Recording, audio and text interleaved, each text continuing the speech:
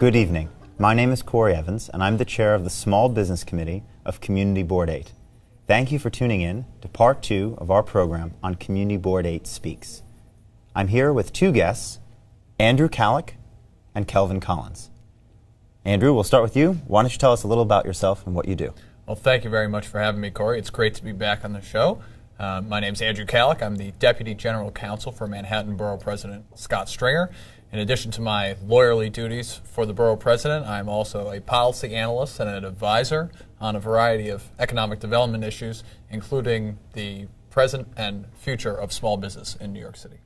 Thank you so much, Cory, for having me. I'm Kelvin Collins, Assistant Commissioner for the Department of Small Business Services. And my core responsibility is to lead a strategy to help small businesses across the city get started, expand, and be more successful across the 5 boroughs. So Kelvin, in part 1 of this program, Andrew guided me as I started a small business and came through, a successful early stage, and I just placed a bid for a city contract. How did I do? Congratulations for starting a small business and getting it to this point. That's certainly part of our mission and our purpose is to launch small businesses and see them grow. And certainly we want to support that growth through the bidding process and through procurement. So I trust that you submitted a successful bid. But certainly it's certainly a core opportunity for small businesses to grow, leveraging procurement opportunities with the City of New York. So that's wonderful. My business is successful now. I've gotten that bid off the ground, and a promising young person comes to my attention, and they want to start a new project within the business. Now, it's not something that makes so much sense to be a wing of the business, so they want to do it as their own startup. When we think of startups, we often think of them as being separate, but sometimes they're internal, right? How does that work?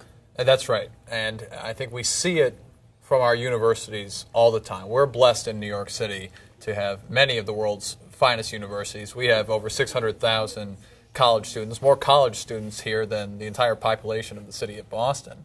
And so what you see is not only do folks come out of college and start their own small businesses, but you also see spin-offs of that small business.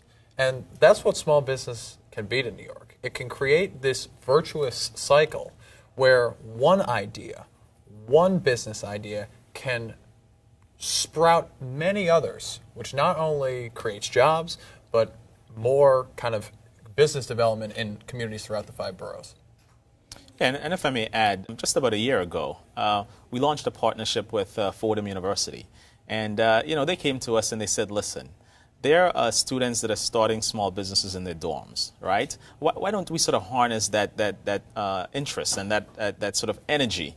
Why don't we sort of create an incubator, a place where they can sort of work collaboratively, right, and sort of share ideas and share opportunities to grow? And how can Department of Small Business Services play a role in that? And we said, why not?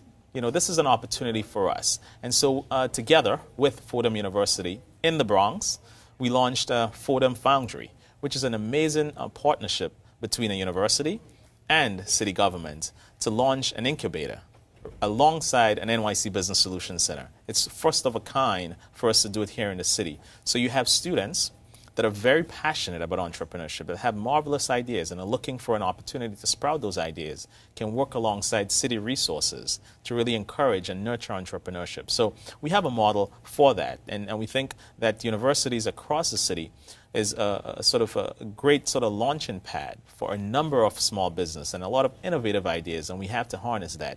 And government can play a role as we're doing in the Bronx. Is that a program that could be expanded to other universities as well? Absolutely. I mean, anything we get involved with, we don't just want to pilot it, right? We want to scale it. After all, you have over 200,000 small businesses in the city, right? And there's just a ton of ideas that are waiting to be birthed here in the city. But you also have some of the most amazing universities and some of the amazing students. So we would look to, after we've sort of piloted this and developed some model that's scalable, we would certainly look to other university partners to step up and sort of take this and sort of build it out. So we think there are opportunities for growth within this structure. We talked about this, Andrew, a little bit in part 1, but I think in the sort of future projections of the city's growth, universities and small businesses that start up out of that can have a real impact on that direction, right? Yeah, and I think that's where we already see our economy going. long been a leader in the so-called FIRE economy, finance, insurance, and real estate. And we need to continue to be a leader in the FIRE economy. It's a very important part of what makes New York City New York and what makes us run. But we also need the ICE economy, the intellectual, cultural, and educational economy. And that creative class that's emerging from universities now, from higher education, is so critical. And that's why if you live in Community Board 8, you got to be excited about Cornell Tech and what it will bring to the neighborhood. But it's not just Cornell Tech, it's our entire university fabric, the expansions that we've seen at NYU, at Columbia, at Fordham, and elsewhere, that's going to be really pushing the envelope on what we can do in this economy going forward. So my business that we started in Part 1 was very successful, but there are all sorts of challenges that it faced. And one thing that a couple of folks have come to the community board and come to our committee with questions about is that they have the following question. They say, look, I'm going through all this process. It'd be really great if I could talk to someone who owned a business who'd been through it all before and could be a mentor to me. How can the city work to try to increase the ability for a small business owner to meet with people who might be able to mentor them in their business? Oh, certainly. I think that's a huge opportunity for the Department of Small Business Services. And we've taken a step. About a year and a half ago, we launched a pilot program, a very soft launch with Entrepreneurs Organization, which is an organization dedicated for small businesses, and it makes up of entrepreneurs across the country. And they came to us and they said, we have this pool of entrepreneurs that are hungry to give back. Right? There's really that interest in successful entrepreneurs to reach back and sort of see another entrepreneur and sort of help show them the ropes. And there's an opportunity there for us to make the connection, because we have over 10,000 small businesses walking through our NYC Business Solutions Centers every year. How do we connect those small businesses with organizations like those that are willing to give back and willing to show how to avoid certain pitfalls? Because we know the path of entrepreneurship isn't an easy one. It's a huge risk. And so we are playing a role in sort of bringing together a successful entrepreneur and a small business that's launching or are sort of going through some growing pains and sort of figuring out how we can sort of ensure that the path forward is one of success. So we're working on that. And there are great models out there for mentorship already, Cory. Some of them are through SBS. They've got a terrific construction-oriented mentorship program. Some of them are through other agencies like the MTA and the School Construction Authority that have launched mentorship programs that really help smaller businesses grow. And that's something that we need to be just as concerned about as business development from the get-go, because it's no good for the city as a whole if we launch a bunch of companies but they don't go anywhere. We need to help them get off the ground, but then help them expand. And I think that one of our recommendations in Growing Gotham, our report about minority and women-owned business enterprises, is that if this program through SBS with construction mentorship is successful, we want to see if it's possible to expand that program to folks offering other types of goods and services to the city, so that all businesses feel like they have a partner they can go to who understands how to the kind of intricacies of their business and how to work with the city. It's always great when it's going great for a business and when it's going very well, and of course we always hope that it always does. But sometimes, especially during the startup and small business and even during the growth stages, things can go not so well. What should a business do if they're starting to run into some struggles? Who can they reach out to if they're having trouble making payroll, having trouble with their space? Who can they reach out to? We've heard from small businesses on a daily basis. And about 5 to 7 years ago, Department of Small Business Services launched New York City Business Solution Centers. And prior to that, there wasn't any single place that a small business can turn. And so we've created this sort of safe haven. You have an issue as a small business owner. We have centers across the city, 15 centers that you can walk into. You can call through on one. You can sort of get connected to a staff person, an account manager that will sit with you and address whatever the issues you're having. Okay? The idea is that we understand that it's not easy to launch a small business and grow a small business. And so we train our staff to make sure that we can address a myriad of issues that a small business can have, from accessing capital, right, to growing a business. And we've sort of tried our best to launch a number of courses, business education courses, because we think it's important in order to be successful that you ought to sort of understand, well, here are some challenges you're likely going to face. Let's try to educate you around those issues so that as you see them, you can sort of devise solutions. But certainly we have staff at our NYC Business Solutions centers that are dedicated to deliver assistance to business when they need it, but also, too, to address issues prior in a very sort of preventative and proactive manner so we can avoid some of the pitfalls that many businesses see on a day-to-day basis. If I could just add one thing, and that is that I think we have to understand that the very nature of entrepreneurship involves failure. There will inevitably be failures. And America has long been a country where an economy is based on entrepreneurship and understands that failure is part of success. It is part of the pathway that you go down to succeed. You ask many folks who are the kind of greatest business minds of our time, for instance, if you read Steve Jobs' biography that's out now, he ended up being one of the most lauded small business to big business owners in American history, but it wasn't all peaches and cream, even for somebody as successful as he was. There were failures along the line. And I think if we demand success at every single turn, then we're actually going to stifle entrepreneurship before it gets off the ground.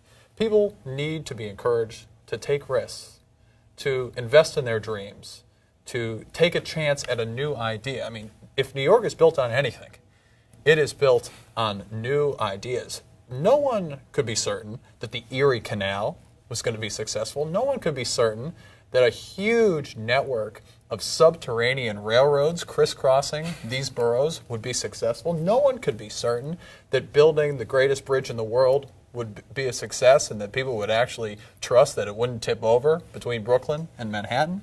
We have taken risks in New York. New York has always been a risk-taker's town, and it needs to continue to be that way so that people can make smart investments and hopefully succeed, but even when they fail, get themselves back up, and with the help of folks like Kelvin, start again. Great. How do we encourage entrepreneurs to do that? So how do we encourage someone to start a business, go through the process, and maybe it's not even something that's their fault. They're just the market dynamics don't work out and doesn't work. How do we reach out to them and say, hey, you know what? It might not have worked out this time, but that's no sign of the future. And you can go ahead and you can start again, and second business might be an amazing success. How can we reach out to people like that? Well, I think a starting point is, and I certainly want to share sort of the government perspective, right? I think the starting point is to let individuals know that government is on their side, right? I think that's at very minimum, we're here to support the entrepreneurial spirit, right? And SBS is one of the few agencies that are actually on the side of small businesses to encourage and to say, this is what we're here for. We're here to deliver resources to you. We're here to deliver information, letting you know that we believe that entrepreneurship is important and we want to support that growth. So one, we have to get the word out. Okay, that's part of our challenge. How do we let businesses know that there are resources available to start a small business? And even when you fail, that we're still here to sort of encourage you. And we're here to sort of figure out, well, what is it that you did wrong? Okay, and how do we fix that? And how do we avoid some of the pitfalls? So I think one of it is spreading the word, but also thinking about how do we sort of look at regulations and sort of the sort of red tape that are there can sometimes have an unintended consequence where it sort of prevents individuals from sort of taking that step and sort of having them stuck in the system. How do we minimize the regulation, though keeping it necessary where it is necessary, but ensuring that we, one, educate businesses on what's required, right? Two, sort of streamlining the process so they don't have to sort of go through multiple hoops, but create an environment that encourage entrepreneurship. And I think that is part of the role that government can play to let individuals know that entrepreneurship is possible if you're interested in it. And even when you fail, we're still here to help you sort of pick up the pieces and continue to go forward. I think that's absolutely right. And I think it starts really early. It starts in our schools with our children and what they learn about how to build businesses. You know, kids by their very nature are creative, they're imaginative, they're much more willing to try things maybe than we are, to our detriment, frankly. And so they might try, you know, new rules for a game on the playground, and if it's not fun, they'll try different rules. Right. And so I think that kind of innate human desire for creativity, for imagination, it's there. And we just need to encourage it from the get-go, and not see failure as something that brands you forever, but see failure as an opportunity for you to learn and do something great afterward. So one of the most exciting things in the Community Board 8 in the Upper East Side area for businesses has been the Cornell Technion project. One of the biggest challenges for businesses in the Upper East Side area has been the Second Avenue Subway project. Second Avenue Subway project is very important. It's a very important part of the transportation system, and business owners understand that, I think. And I think they have a real sense for what that means. I think they also have a real sense that after the project is completed, that line, that avenue, that corridor will be really wonderful. If you own a business there, it's going to be really great. It's going to be really fantastic in 2016. One of the problems that we hear the most frequently is from a business who comes to us and says, you know, I'm on 79th and 2nd. Maybe I own a bar on 79th and 2nd. You know, I've got 80% of my traffic is walk-in traffic. I know it's going to be great in 2016, right, but it's not right now 2016, and I don't know how I'm going to make it to 2016. What can they do? What can a business do? Sure. So there are a couple of things, right? I think first, we have to sort of listen to the challenges of each small businesses, right? And part of what we've tried to do is through our business outreach team is sort of walk the path, right? A canvas and sort of hear the concerns of small businesses. And you're right. Those are some of the concerns that we've heard. Now, part of what we would encourage, right, for a small business, and it's probably part of their very nature, and many of them are already doing it. So, for example, foot traffic is a core part of the business. Are there other opportunities, right, where you can still get to market, right, get to your customers? Maybe there's an opportunity for online, right? How do you sort of leverage and build a community online, be it maybe through delivery.com, maybe through Yelp, whatever the opportunity might be to still sort of harness the community of customers that would naturally sort of patronize you. And how do you reach out to them? Maybe you have to build a delivery component of your business, right? Maybe you have to sort of figure out how you leverage other sort of promotions that will either encourage traffic or you get your product to them. And certainly, as you said, there's a long-term benefit here. And how do we sort of help small businesses stem the tide in the short term? How do we ensure that they're successful, until this opportunity sort of reaches a point where it's sort of flourishing for all of them? And I think that's part of the challenge, figuring out sort of what individual solutions that each business may have to come up with, but sort of supporting them through the process, because we know it's not easy just naturally being a small business. But when you have such a significant project that can really impede growth and sometimes stifle businesses, we ought to pay particular attention to that. And Second Avenue is blessed to have the support of some amazing elected officials on the Upper East Side.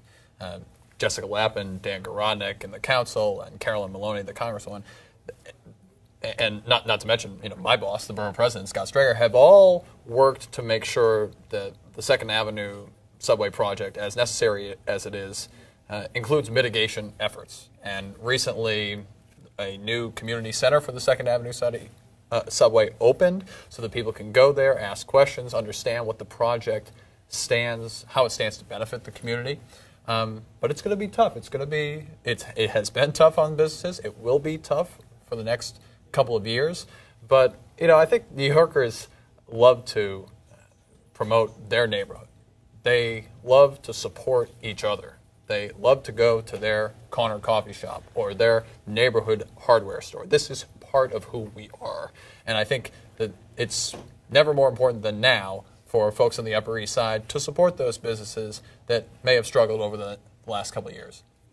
What role can business groups play in this? Chambers of commerce, partnerships. I know there's been a lot of work on business improvement districts. What role can that play, particularly when we have when there's a project which makes business, which poses some business challenges in a particular corridor or area? Well, in our Startup City report, which is about the entrepreneurial economy, we mentioned how bids and chambers of commerce can come together to provide amenities to the public that actually draws people there. And one of the ones that we mentioned in particular was free public Wi-Fi. You know, it's remarkable. We live in a wired age. We're all carrying around smartphones that have 4G connections, and yet very rarely are there unlocked wireless networks in public areas. And where there are, they've been unbelievably popular and incredibly successful, not just getting people to a park, but also bringing people to a business corridor. So Dumbo in Brooklyn was one of the first bids to work with the city and telecommunications companies to create a free public Wi-Fi hotspot there. And it's been terrific for business. And we've seen similar programs in other parts of Manhattan since Dumbo launched their pilot. And so there are ideas like that that not only can help a corridor like 2nd Avenue, but can be applicable throughout the city.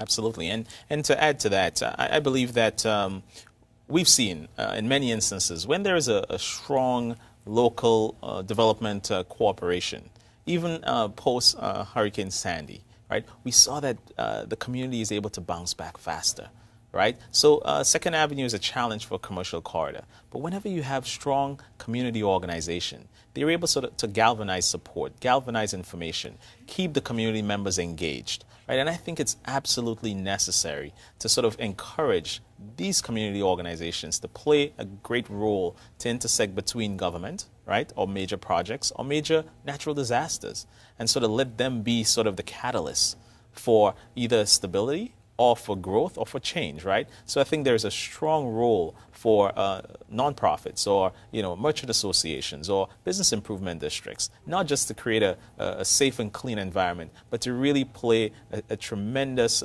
role in sort of filling that gap, to connect city government to small businesses across the city. I'm just going to add one thing, because one thing that Kelvin mentioned kind of stuck with me.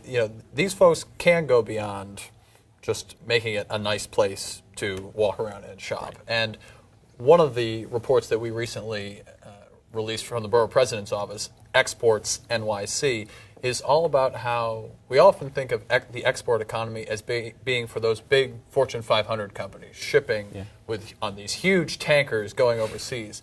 But it doesn't have to be that way. Small businesses can export, and not just export goods, but also export services. Now, we have tens of thousands of immigrant businesses in this city that have very unique connections back to their native markets. And we'd be crazy in New York not to take advantage of our diversity by leveraging that for the export market as well. And so I think bids and merchant associations can do that, and there's a whole list of recommendations in our Exports NYC report of just how we can galvanize this to create jobs. Now, suppose we have one of these external situations. Business has demonstrated profitability over time. No reason to think that it will not continue to be, but there's just a brief reason why the business is struggling. Maybe it's an external thing like the 2nd Avenue subway that's over a few years. Maybe it's just a short term, even something as simple as an extended power outage that's causing difficulty for the business. Where can a business go in order to get credit if they don't have it, in order to try to bridge that gap? How can government work with businesses to provide that? Yeah, absolutely. So there are so many instances when you just cannot anticipate what may happen in a business, right? And you can't plan for it. So emergencies, you may need sort of short-term capital to figure out how to sort of get yourself back on your feet, or, you may have some interruption and figure out sort of how do I bridge the gap, right? Or you may have planned growth, right, where you sort of determine that, in 6 months' time you want to sort of tap into a new market. So there are a lot of opportunities where a small business may need capital. Right, may need sort of that cash to grow a small business. And through our NYC Business Solutions Centers, accessing capital is one of the core services that we have been able to deliver to small businesses over the years. And in fact, last year, we were able to help over 600 small businesses access $62 million in capital. And, a few years ago, we were not even in this business, right? And we were able to sort of be a connector of small business to the resources necessary of capital. And it's not necessarily the banks only that have sort of stepped up and sort of improved the access to capital, but it's also the nonprofit, right? The Accions of the world, you know, the credit unions, right? These are the nonprofits and the alternative lenders that are really taking a real sort of slice out of the opportunity to create access to microenterprise and small businesses in communities across the city. But we're sort of taking it one step further, right? We're looking at crowdfunding, right, as a way for small businesses to sort of leverage their network, right, leverage the presence that they may have online to sort of tap into a new source of capital. And we want to educate businesses about crowdfunding. What does it mean to sort of launch a campaign? You know, how can it impact your business? How can you sort of leverage the network of followers that you have? You know, you have a Facebook page. It isn't just to drive customers, but now it can be a new source of revenue for you. So through NYC Business Solutions, we've really taken up the challenge, right, to help small businesses access capital in ways that they may not necessarily have done in the past, but also to be a connector to existing sort of capital that's always been out there that's sometimes just out of the reach of small businesses. We want to sort of help you create a business plan, right, put a cash flow projection together, get the profit and loss statement, and do all of that loan packaging for you and connect you to the best lender that we think is out there for you. Well, I have to say that it's been wonderful to hear about the different services and the different opportunities that are open for businesses. We know that opening and running a successful business is a challenge, but I think with the support of good folks in government and with good help, business owners can start businesses, can scale those businesses, can hire more and more people, and can continue to evolve and can continue to grow the very diverse and wonderful economy of New York City. Thank you very much for tuning in for these two parts of Community Board 8 Speaks. This is Cory Evans, the chair of the Small Business Committee, with my two guests. Thank you very much for watching, and have a wonderful night.